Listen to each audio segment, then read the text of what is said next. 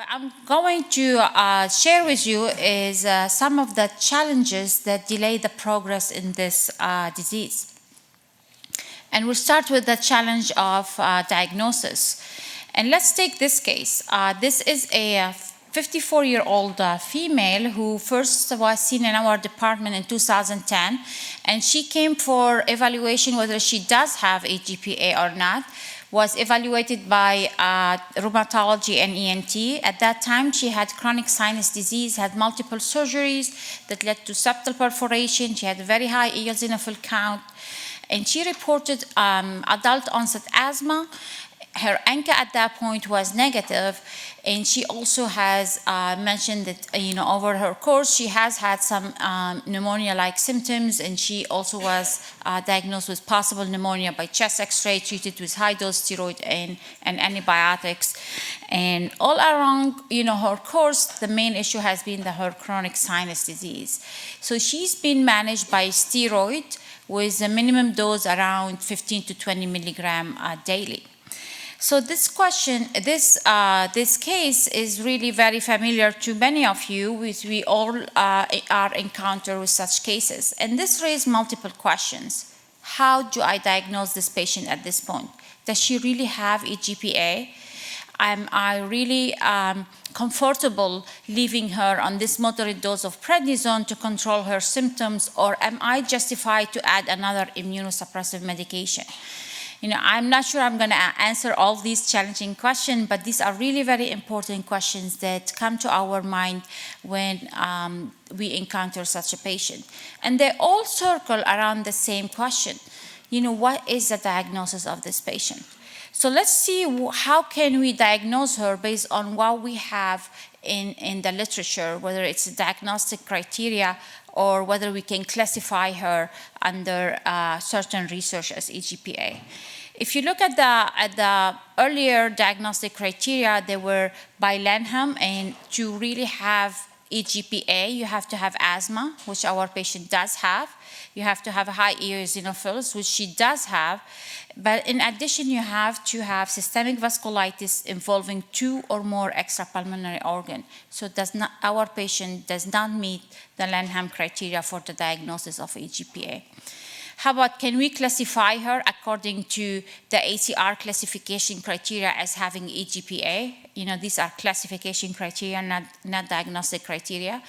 And according to these criteria were meant to distinguish different vasculitides from EGPA. So you really have to have vasculitis, and then in addition, 4 out of these listed criteria to be able to be classified as EGPA. And our patient did not have vasculitis, so she cannot be involved in any research that could actually take these ACR criteria as inclusion criteria. So there is an important controversy in the literature whether you really can classify patients with EGPA, whether if in the absence of vasculitis or any surrogate markers of vasculitis. And this can stem from the unclear division between hypereosinophilia as well as EGPA. So what happened to our patient? In 2015, she met a new primary care physician, and he was trying to take better care of her. And because of her osteopenia and her elevated hemoglobin A1C, he recommended that she dropped her prednisone totally to nothing. And she was able to drop it, and very few weeks later, she presented with purpura, biopsy-proven leukocytoclastic vasculitis. She did have a collapsed lungs and tingling in her legs. So she was diagnosed at that point with EGPA, was treated with high dose of steroid, and azathioprine was started. And she did very well until recently in 2017 when she presented again to us because she was not very well controlled on this dose for her sinus disease. So could we have diagnosed her with EGPA and starting her on immunosuppressive medication and spare her these complications? I don't know. We have to, let's follow what we stand now and how we classify our patient now. And the 2012 Chapel Consensus Statement defined EGPA as a disease which is eosinophil-rich and necrotizing granulomatous inflammation involving the respiratory tract and necrotizing vasculitis of the small and medium vessel disease, which is associated with asthma and eosinophils. We all agree on this. Also, there, in the definition, it's noted that nasal polyps are common and ANCA is more frequent when glomerulonephritis is present. And they also recognize that there is limited expression of EGPA confined to the upper or lower respiratory tract. But just to remind you, the goal of this consensus conference was to redefine vasculitides and rename them according to their pathogenesis and pathology. And it was not meant to be a classification nor diagnostic criteria. So where do we stand at this point? What are we using in the clinical trial? And the most recent, and I should say the only randomized control trial in EGPA that you're going to hear more about was by Dr. Wexler, but I'm just going to show in this slide what is the definition they used for EGPA diagnosis. To be enrolled in this study, you have to have asthma plus eosinophils plus 2 of the following additional features: biopsy showing eosinophilic vasculitis or perivascular eosinophilic infiltration, neuropathy, pulmonary infiltrate or alveolar hemorrhage, sinonasal abnormality, cardiomyopathy, glomerulonephritis, or purpura. So our patient could have fit in the MIRA study and could have been diagnosed as EGPA in the MIRA study because she does have eosinophils, she does have asthma, she did have pulmonary infiltrate, and she did have sinonasal abnormalities. So let's move on to another diagnostic challenge in patients with EGPA. This is a patient who was referred to us because of question mark whether he does have EGPA. This is a gentleman who was at the age of 16 when he started having symptoms. Now he's 26. The main symptoms have been chronic sinus disease, allergies. He has had multiple surgeries for his sinuses, and you can see his CT scan, which is full of sinus issues. He has been treated with antibiotics, steroid inhalers, and all of these have given him just temporary fix, no long-term good control. It was noted that his eosinophil counts were up to 9,000. So because of the chronic steroid-dependent sinusitis and persistently elevated eosinophils, his primary care physician wanted to rule out EGPA. This patient actually flew from Australia to come to see us here to rule out EGPA. He came with a very thorough workup, and we added some of it, but I put this case to show you what is actually the workup that he has had, and how important this in the workup of patients with such a high eosinophil count. His pulmonary function tests were normal, so though he did not have asthma. This is even were documented with no steroids intake. His chest CT scan was normal with a very tiny, small, and very non-significant nodule, and again noted the peak eosinophil count, which is very high. So when you see lots of eosinophils, and this is really lots of eosinophils, you really have to be very careful on what you have to rule out. There's so many things you should rule out. In this patient, particularly because of this very high eosinophil counts, you have to make sure this is not hypereosinophilic syndrome, in particularly the chronic eosinophilic leukemia that could be part of that. Other things include drug reaction, allergic bronchopulmonary aspergillosis, malignancy, parasitic infection, asthma, eosinophilic lung disease, nasal polyposis, EGPA, and other vasculitides. And particularly, the entities that are on your left side are really sometimes very hard to tease out sometimes. So what happened to this patient? He came in with different workups. Some of them that showed ANCA screen was negative. His immunoglobulin were normal. He had very insignificant ANA titer. He had parasitic fecal smear, which was all negative. Aspergillosis and immunoglobulin were negative. And because of this very high eosinophil count, he had the bone marrow biopsy to rule out chronic eosinophilic leukemia, and it was negative. So, after this thorough assessment, this is what my fellow put in the note, and I signed this, and he said, at this point, he doesn't appear to have EGPA, given that he lacks asthma and other characteristic features. But it's important to monitor whether he developed symptoms compatible with EGPA, although the chance of having that is unlikely, given that he has had that for 10 years. And this may be true at this point, but I wouldn't be surprised, later on whether he developed EGPA or not. So there are guidelines that has been published by the European Task Force for recommendation in different issues in EGPA. And I put in here the guidelines on their recommendation for the diagnosis. And what they actually recommend is a thorough evaluation when you see someone with significant eosinophilic count and possible EGPA to rule out, the same scheme that we've seen in this patient, parasitic infection, chronic eosinophilic leukemia, aspergillosis. They recommend to look in with imaging in the lungs with, possibly sometimes CAT scans, and to check for ANCA for possible vasculitis that can help you in making a diagnosis. But we will look into this from a different angle, as the talk progress. So these are the recommendations from the European Task Force. So let's move on from to look at this from a different angle, still in the consensus of how we diagnose, how we classify EGPA. When you look at patients, we all have these patients that, they possibly we think they have EGPA. We don't know if whether really they have it. We still think about them every day. And that's, stemmed from the fact that probably there are different, clinical phenotype that we're putting all these patients under one umbrella that we call it EGPA.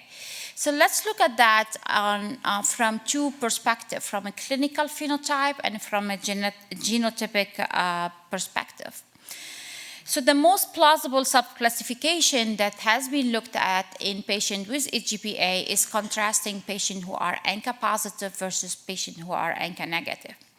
And there is a consensus in the literature that patients with EGPA who have ANCA positive disease have different clinical phenotype than patients who have ANCA negative disease. The ANCA positive disease, and this is mainly MPO, positive, PR3 positive EGPA is very, very rare. So ANCA positive EGPA have more glomerulonephritis, vasculitis-like features. In contrast, patients who are ANCA negative have more cardiomyopathy and more constitutional symptoms. And this has been validated in the literature with other larger cohorts in the studies, and this with the same conclusion. This group of investigators, which is also the European Task Force, and also, some of the investigators are, we are very fortunate to have them here in this room that were part of the study. They looked at the distribution of the study population according to ANCA status and group of systemic manifestations. So we know that patients who have ANCA positive, I have more vasculitis. But let's look at it from a different angle. Let's look at that from patients who have vasculitis, whether ANCA can differentiate between them. And in this study, ANCA was neither sensitive nor specific to identify patients with polyangiitis. But what was noted in this study, and was significant, is that around 43% of patients that we looked at as EGPA did not have vasculitis. So that raises a question: can we really diagnose patients with EGPA without having vasculitis, or we are actually looking for a different disease that we are putting it under the umbrella of EGPA? If you look at the At this question, from a genotypic perspective, we know there is a different genotypic signature in patients who are ANCA positive and who are patients who are ANCA negative in EGPA, with higher frequency of HLA-DQ gene in patients who are ANCA positive and lower frequency of GPA33 genes who are ANCA negative. So there is some genotypic differences between these two groups. And there's also, literature to back up that patients who are ANCA positive EGPA respond better to rituximab than patients who are ANCA negative. So this takes us to the question, should we rename EGPA and define it? And this recent task force proposed this nomenclature. Patients who have vasculitis or even have surrogate markers of vasculitis, or not really like a positive biopsy, but things that could be very convincing of vasculitis, we should probably put them under EGPA, and then we should propose a different name, which is hypereosinophilic asthma with systemic manifestation for those patients who do not qualify for polyangiitis or surrogate disease of diagnosis of vasculitis. So this is a proposal. This has not been validated, but just to show you that there are, what you are seeing in the clinic, what the challenges that you are, facing when you see these patients have been looked at with and are on the in the perspective on many investigators' heads. I was given the easiest talk of this morning. There are so many challenges in EGPA, and I can keep going and going, but I'm just gonna, this is my last challenge that I'm gonna talk about. How do you define relapses and remission? And this is really something very controversial. If you ask rheumatologists among themselves, how do you define relapse and remission in EGPA? There's a lot of controversy. If you ask this question, comparing rheumatologists to pulmonologists, they may not agree. And the European Consensus Task Force defined relapses as follows. This was in 2015. Definition of EGPA remission is the absence of clinical manifestation excluding asthma or ENT, and the same for the relapses. So they excluded asthma and ENT manifestation from the definition of relapses and remission. The MIRA study that you're gonna hear more from Dr. Wexler defined relapse definition as following: worsening or persistent of active disease. And active disease was defined either active vasculitis or active asthma symptoms or active nasal or sinus symptoms warranting changes in your medications. So maybe this is what the trend that we're gonna see in the future by using this definition of relapse and remission. So, just a few slides on the treatment, and I'm showing you without, much evidence, of what I'm putting here in the slide, but there may not be much evidence anyway. The primary therapy is systemic glucocorticoid, and additional immunosuppressive agents are added in patients with more advanced or refractory disease or life-threatening or organ-threatening disease. And choosing among these different immunosuppressive medications depending on the severity and response to treatment. One word on the cyclophosphamide and the treatment, and this is really important because when cyclophosphamide was used, it was found that survival was significantly prolonged when this was used in patients with 5-factor score more than 2. And survival was much better with cyclophosphamide in these patients than patients who were treated with without cyclophosphamide and only glucocorticoid.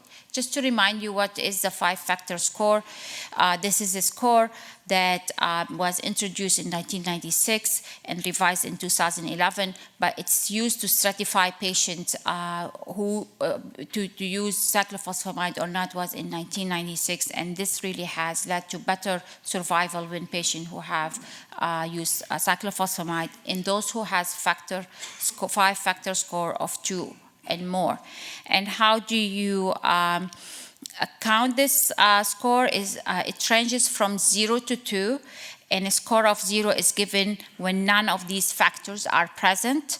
A score of 1 when there is 1 factor, and a score of 2 or more for 2 or more factors. Cyclophosphamide is also recommended in patients with central nervous system involvement in this disease. And these are the EGPA consensus task force, which were published in 2015. And again, glucocorticoid is the mainstay. You use cyclophosphamide in patients who have severe disease. You maintain patients who have severe disease on maintenance immunosuppressive therapy other than glucocorticoid. And you also can use other immunosuppressive medication when you are not able to taper their prednisone below 7.5. They had some recommendation about the plasma exchange, that this is not really very effective. But the level of evidence was D. This reflects that the lack of evidence in this procedure in EGPA. And they also, in the last statement on the recommendation, they mentioned that rituximab can be considered an ANCA-positive disease. Is there a role of biologic in EGPA? And I'm looking forward for Dr. Wexler's presentation on this topic. But I'm going to move on to my last section of my talk, which is about prognosis in EGPA. 90% remain alive at 7 years. Mortality rate is around 10%. Age is a bad prognostic factor, but 1/3 of patients attain long-term remission. But there's a lot of relapses in this disease, especially when the prednisone is less than 10 milligrams. Relapses are mainly with asthma and peripheral neuropathy. In the EGPA consensus task force on recommendation on prognosis, they recommended to look for other organ involvement, even if the patient does not have symptoms, such as looking into the heart, and we'll look into Dr. Tank's presentation on that. Presence of cardiomyopathy is associated with worse prognosis. If you do have heart involvement, this is a bad prognosis, and you have to look at that early on in patients who have EGPA. If you have ANCA positive, that's a better survival outlook for your patient. However, that will increase your risk of relapse, but it is long-term, it's better survival. And this is a Kaplan-Meier survival curve according to year of diagnosis. And remember in 1996, they start to stratify patients to use cyclophosphamide, whether they have 5-factor score of 2 or more. And this was actually very helpful in picking up these patients who needed higher immunosuppressive medication and use of cyclophosphamide. And this was led to a better survival in these patients. In this cohort, which is from the French group, they show that lower eosinophil count at diagnosis predicts higher relapse. But this is really very confounded by the fact that this is a retrospective analysis. The patients who were in the study had different doses of prednisone, whether oral or inhaler, when they were into the study. So I cautiously used this data on the eosinophil count as a prediction of relapses. So in summary, we can say that the unclear boundary of EGPA with respect to other hypereosinophilic disorder are problematic and in some instances hinder clear-cut differentiation. whether a diagnosis of EGPA can be made without demonstration of vasculitis or other surrogate markers of vasculitis is a matter of debate, and that really adds to the difficulty of EGPA classification and the incomplete understanding of the interplay between eosinophil proliferation and vasculitis does not allow defining clear phenotype-adapted therapy. In the future, most likely we will be looking at not just a phenotypic approach, but also hopefully some biomarker and genetic input that can help us in the classification.